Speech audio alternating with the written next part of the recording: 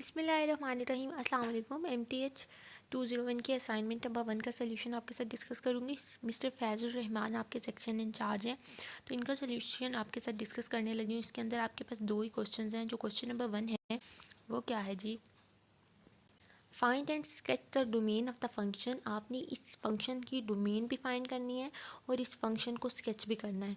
तो आपके पास यहाँ पे फंक्शन के अंदर दो टर्म्स गिवन है। अगर आपने MTH 201 का कोर्स पढ़ा तो आपको पता होगा कि आप डोमेन या उसको स्केच किस तरह से करते हैं। तो देखिए, हम सबसे पहले तो इस इक्वेशन फंक्शन को देखेंगे। हमारा फंक्शन किस तरह से है, किस फंक्शन, अगर हमारा फंक्शन नॉन पॉजिटिव है, नेगेटिव है, तो किस तरह से हम उसको सॉल्व कर सकते हैं। तो स्टार्ट करते हैं। तो क्वेश्चन नंबर 1, जैसे मैंने आपको बताया, इसके अंदर ये आपके पास फंक्शन लिखा हुआ है और इस फंक्शन के आपने इसकी डोमेन बतानी है और स्केच करना है। अगर आप इस फंक्शन की फर्स्ट वैल्यू पे जाएं तो x² + y² - 1, ये जो स्क्वायर रूट के नीचे पार्ट पड़ा हुआ है, ये आपके पास एक नॉन नेगेटिव वैल्यू है। नॉन नेगेटिव वैल्यू का मतलब होता है कि वो ग्रेटर देन जीरो है। तो आपके पास जो फर्स्ट टर्म है वो ग्रेटर देन जीरो है। उसके बाद अगर आप इस दूसरे टर्म की तरफ जाएँ तो ये वाला फंक्शन किस तरह से डिफाइन है, 4 - x² - y²। ये फंक्शन आपका ग्रेटर देन जीरो है। ग्रेटर देन जीरो होने का क्या मतलब है, जब आप इस वैल्यूज़ को रीअरेंज करेंगे ना, अगर हम कहती हूँ कि ये वाला टर्म भी नॉन नेगेटिव है, तो अगर इस टर्म नॉन नेगेटिव है तो यहाँ -1 इधर आके ये क्या हो जाएगा, +1 हो जाएगा। तो आपके पास ये इक्वेशन कुछ इस तरह। अब ये जब greater than or equal to 1 है तो इसका मतलब होता है कि आपके पास अब x² + y² बेसिकली क्या, x² + y² equal to r² आपके पास सर्कल की इक्वेशन को शो करता है।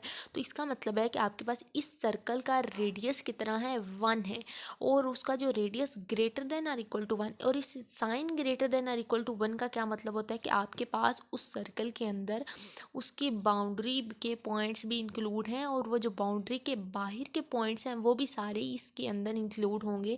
तो आपके पास इस इक्वेशन को शो करेगा। तो जैसे कि मैंने लिखा कि including the boundary and circle of radius 1 at origin and including the boundary, तो उसकी बाउंड्री भी इंक्लूड है। अगर आप इसकी दूसरी टर्म की तरफ जाएं, सेकेंड टर्म जैसे कि आपके पास ये लिखी गई है, 4 - x² - y² greater than or equal to 0। इसी तरह से मैं कहती हूँ कि ये भी मेरे पास, आप इसको लिख लें आगे, बेशक नॉन नेगेटिव इक्वेशन है ये, ब्रैकेट डाल के। अब आपके पास इसी तरह जब आप इसको रीअरेंज करेंगे तो x² + y² < 4 आएगा। अब जब भी ये भी आपके पास x² + y² देखिए सर्कल की इक्वेशन बन रही है, तो आपके पास यहाँ पे इस सर्कल का रेडियस कितना है, आपके पास x² + y² < 4 है, तो इस सर्कल का रेडियस 2 है। और वो कहाँ पे, centred at origin excluding the boundary है। यहाँ पे बाउंड्री इंक्लूड नहीं है। बाउंड्री क्यों नहीं इंक्लूड, जब भी आपके पास greater than or equal to, less than or equal to का साइन आता है तो आपके पास बाउंड्री इंक्लूड होती है। लेकिन लेस देन आ जाता है सिर्फ, या ग्रेटर देन आ जाता है तो इसके अंदर रिस्ट्रिक्शन लग जाती है कि आपके पास इस वाले के अंदर, इस सर्कल के अंदर इसकी बाउंड्री इंक्लूड नहीं होगी। लेस देन 4 है, मतलब जितनी वैल्यूज़ आपके पास 4 से लेस आएंगी, या आपके पास बाउंड्री से जितने पॉइंट्स बाहर आएंगे वो इसके अंदर इंक्लूड होंगे। तो आपके पास यहाँ पे आप बता सकते हैं कि so the domain of the function is a set of all the points x y that satisfy both of these condition। अब इसकी डोमेन वही होगी जो x² + y² - 1 और 4 - x² - y² इन दोनों की कंडीशन को सेटिस्फाई करेगी। इन दोनों की कंडीशन को सेटिस्फाई होने का मतलब इन दोनों का जो इंटरसेक्शन आएगा वो इसकी डोमेन होगी। तो देखिए, geometrically this represent the region between two concentric circles, one with including boundary and other with excluding boundary. अब आपके पास एक सर्कल 1 है जिसका रेडियस 1 है और उस सर्कल के अंदर उसकी जो बाउंड्री है वो इंक्लूड है, और दूसरा सर्कल बन रहा है जिसकी बाउंड्री जो है वो नहीं इंक्लूड है।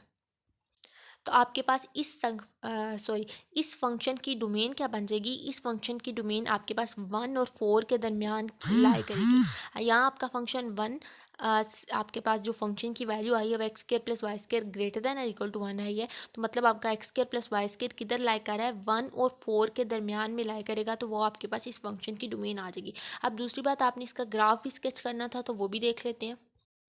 अब देखिए, मैंने इस फंक्शन को ड्रा किया। मेरे फंक्शन को ड्रा करने का तरीका अगर मैं आपको समझाऊं, तो जो आपका फंक्शन था वो एक्स वाई प्लेन के अंदर था। तो आपके पास एक्स वाई प्लेन के अंदर मैंने आपके जो एक सर्कल है उसका रेडियस 1 आया। फॉर एग्जांपल मेरे पास एक्स वाई प्लेन के ऊपर 1 यहाँ लाई कर है, वाई के ऊपर 1 यहाँ लाई कर है। तो मेरे पास एक्स वाई प्लेन के ऊपर जो मेरे पास उसका फर्स्ट सर्कल बना वो कुछ इस तरह से बना, जो कि आपको ये पहले वाला सर्कल यहाँ पे शो हो रहा है। और इसके बाद जो मेरे पास इसका जो दूसरी टर्म थी, उस दूसरी टर्म के लिए जो रेडियस आया था वो 2 आया था।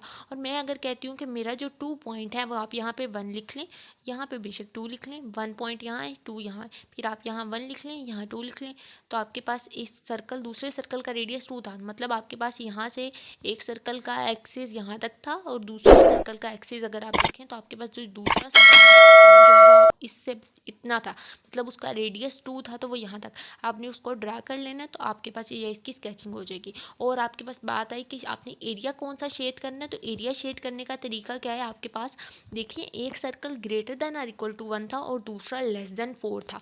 जो आपके पास फंक्शन ग्रेटर देन और इक्वल टू 1 था, आपके पास 1 वाला पॉइंट यहाँ तक था। 1 से ग्रेटर देन वैल्यूज़ भी इस सर्कल के अंदर आ सकती हैं, तो 1 के बाहर 1 के आगे आगे जितनी वैल्यूज़ हैं वो वाला पॉइंट इसके अंदर आएगा, ठीक है। अब दूसरा फंक्शन लेस देन 4 था, इसके अंदर आपके पास बाउंड्री भी इंक्लूड नहीं है, ये वाले पॉइंट्स भी इंक्लूड नहीं है, 4 के ऊपर जो इस बाउंड्री के ऊपर पॉइंट्स पड़े हैं ये भी इंक्लूड नहीं है। आपके पास सिर्फ वो वाले पॉइंट्स आएंगे जो इसके पीछे पीछे आते हैं। तो अब इन दोनों सर्कल्स का इंटरसेक्शन, इन दोनों टर्म्स का, एक सर्कल आपका पास ग्रेटर देन 1 आया तो उसके अंदर ये वाली सारी टर्म्स आई, और दूसरा फंक्शन लेस देन 4 आया तो 4 बाउंड्री के अलावा जितने पॉइंट्स हैं बाउंड्री को छोड़कर बाकी सारा वो आया, तो उन दोनों का जो सर्कल का इंटरसेक्शन बनेगा वो आपके पास ये वाले दोनों सर्कल्स के दरमियान का एरिया